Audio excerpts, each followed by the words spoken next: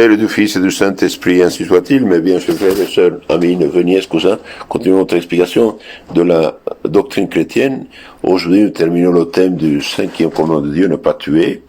Et aujourd'hui, notre thème d'aujourd'hui, c'est la manière de traiter les animaux. La manière de traiter les animaux. Pourquoi nous devons traiter bien les animaux? Et parce que la providence de Dieu s'étend aux animaux. L'homme est tenu de soigner ses animaux, de s'abstenir de toute cruauté, de ne tuer aucun animal utile sans raison, mais aussi de ne pas avoir peur, pour eux, une tendresse exagérée. Ceux qui sont cruels ou trop tendres avec les bêtes deviennent facilement trop cruels et durs pour leurs semblables. La cruauté et l'excès de tendresse avec les animaux sont bien punis par Dieu. Voyez un peu ce thème. Dieu a créé les animaux pour sa gloire et notre service.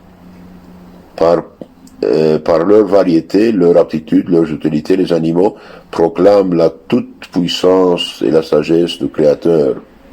Ils nous servent en nous procurant ce qui nous est nécessaire à notre entretien, la nourriture, les vêtements, les remèdes, en nous aidant dans nos travaux, en nous réjouissant par leur gentillesse, leur chant, leur couleur, etc. D'autres nous servent d'exemple pour le bien. Les abeilles, les fourmis nous exhortent au travail, la cigogne à l'amour de nos enfants, les brebis à la patience, le coq à la vigilance, etc., etc. Bien. La providence de Dieu s'étend aux animaux. Dieu a admirablement organisé le règne animal.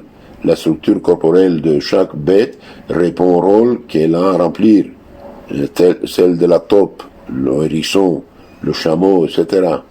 À chacune d'elles, Dieu a donné certaines aptitudes naturelles qui servent à leur conservation. Chacune sait trouver sa nourriture, construire son nid, soigner ses petits, attaquer la partie faible de ses ennemis. Chacune est pourvue des armes nécessaires à sa défense.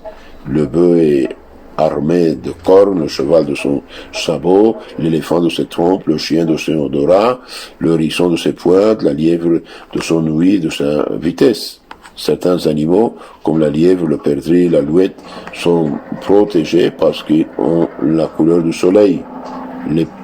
Les pigeons voyageurs, les oiseaux migrateurs retrouvent avec une facilité merveilleuse la direction qu'ils ont à prendre et leur nid souvent éloigné de plusieurs centaines de lieues. Beaucoup de mammifères se revêtent en hiver d'un pelage plus chaud, plus approprié au climat. Ces soins de la providence ont fait dire à Jésus: « Aucun passereau ne tombe à terre sans la volonté du Père qui est dans les cieux. » C'est Matthieu 10, 29. Donc l'homme, comme le roi de la création, doit avoir soin des animaux et ne pas abuser de sa supériorité sur eux. Donc la providence de Dieu s'étend sur les animaux, c'est vrai. C'est vrai, chacun a ce dont il a besoin pour sa vie. Et même Dieu nous défend des animaux, les uns au moins des autres. Par exemple, le chat, nous défend des rats. Le chien, il nous protège, il aboie, il vient à notre secours. L'homme est tenu de soigner les animaux, de s'abstenir de toute cruauté, de ne tuer aucun animal utile sans raison, mais aussi de ne pas avoir pour eux des tendresses exagérées. Nous sommes tenus d'avoir soin des animaux. Le juste, disent les proverbes 12-20, le juste a soin de ses bêtes, mais le cœur de l'impie est cruel. Celui qui a des animaux doit leur donner la nourriture convenable, les tenir propres, éviter tout ce qui pourrait leur être nuisible. En été, ne pas les approuver à contretemps. En hiver, ne pas les laisser sans raison stationner sur les routes, devant les auberges, par exemple. Il est un cœur noble de penser aux petits oiseaux en hiver et de leur jeter de la nourriture, de leur préparer pour l'été les petites boîtes aux arbres pour y nicher.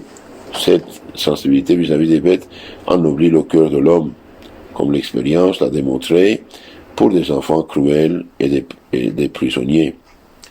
Il n'est pas permis de tourmenter les animaux et de les traiter comme des êtres qui n'est pas permis Donc, il n'est pas permis de les tourmenter, oui, et de les traiter comme des êtres qui ne sentent pas la douleur. C'est ainsi qu'on voit souvent des paysans et des voituriers chargés outre mesure, puis se mettre en colère et frappent leurs bêtes d'une façon insensée, quand il ne faut pas transporter plus que leur force. D'autres ne leur donnent pas de nourriture suffisante ou les tiennent dans une écurie malpropre. Certains cochers tourmentent leurs bêtes en les faisant courir trop rapidement, sans même leur donner, selon la loi de Moïse, un jour de repos par semaine. Les bouchers, les savants sont coupables quand, dans leur exercice, dans leur profession, dans leur expérience, effication, ils prolongent ou augmentent inutilement la douleur des bêtes. Les enfants, quand ils dénichent des oiseaux et ils attaquent des insectes, sans les avoir d'abord tués, il faut mal. Les chasseurs, dans certains, chassent à court dans le tir au pigeon tel qu'ils pratiquent dans quelques villes, etc., etc. Donc, on n'a pas le droit de tourmenter les animaux. Il est interdit de tuer sans motif les animaux utiles, car ce sont pour l'homme des travailleurs gratuits. Un seul couple d'oiseaux avec ses petits dévore annuellement des milliers d'insectes que jamais on n'arriverait à détruire de main d'homme. Donc les oiseaux, ils sont en train d'équilibrer la nature contre les insectes, contre ceux qui pourraient détruire le manger de l'homme, quoi. Il est interdit donc de tuer sans motif les animaux utiles. Dans certains endroits, on tue en masse les hirondelles d'autres oiseaux voyageurs avec des procédés d'une cruauté inouïe. Il y a des oiseleurs qui tuent par jour plusieurs centaines de kilogrammes d'oiseaux chanteurs pour les vendre aux fabricants de chapeaux de dames et en emploient des millions. Eh bien, ce n'est pas juste, ce n'est pas correct. Donc, tuer des animaux utiles, eh bien, ou les tourmenter, c'est péché. De l'autre côté, maintenant, il y a des gens qui nomment comme héritiers de leur fortune des animaux, ou je ne sais pas quoi, ce n'est pas correct non plus. D'un autre côté, il ne faut pas avoir, pour les animaux, un excès de tendresse, qui les fait préférer aux hommes, considérés comme les espèces d'idoles auxquelles on consacre toutes ses pensées, tous ses soins, à l'exemple des Égyptiens qui adoraient les chats, les bœufs, etc. Ah, disait un jour un religieux à une dame qui raffolait aussi des bêtes, combien il vous serait plus utile d'aimer votre Dieu de la même affection que vous aimez les bêtes. Ceux qui sont cruels ou trop tendres pour les bêtes deviennent facilement durs et cruels pour leurs semblables. Les enfants qui tourmentent les bêtes sont très disposés à tourmenter les hommes. La plupart des tyrans ont été dans leur jeunesse des bourreaux d'animaux. Un criminel, sur le point d'être exécuté, s'adressa encore au peuple et lui dit « Dans ma jeunesse, j'ai pris plaisir à torturer les bêtes. Plus tard, je me suis attaqué aux hommes. C'est pour cela que je meurs sur l'échafaud. » Bien. Au contraire, une dame se promenait un jour avec son enfant et son petit chien. Arrivée à un pont, elle prit le chien sur les bras et laissa l'enfant lui-même. Femme sans cœur, lui dit quelqu'un qui la rencontra, n'avez-vous pas honte de laisser courir votre enfant et de porter votre bête quand il faudrait faire le chien? Au contraire, gardons-nous bien d'un excès de tendresse pour les animaux, elle nous rendrait cruels. La cruauté, l'excès de tendresse envers les animaux sont habituellement punis par Dieu. Torturer les animaux, c'est détruire le plan de la création.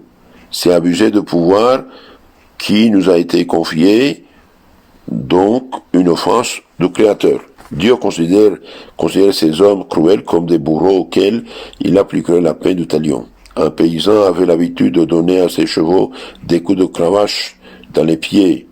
Lui-même eut plus tard la goutte, fut paralysé des jambes et souffrit d'atroces douleurs. Sur son lit de mort, il avoua et il pleura sa faute. Un fils de paysan prenait plaisir à prendre des oiseaux et à les écorcher vifs, puis à leur arracher les pattes.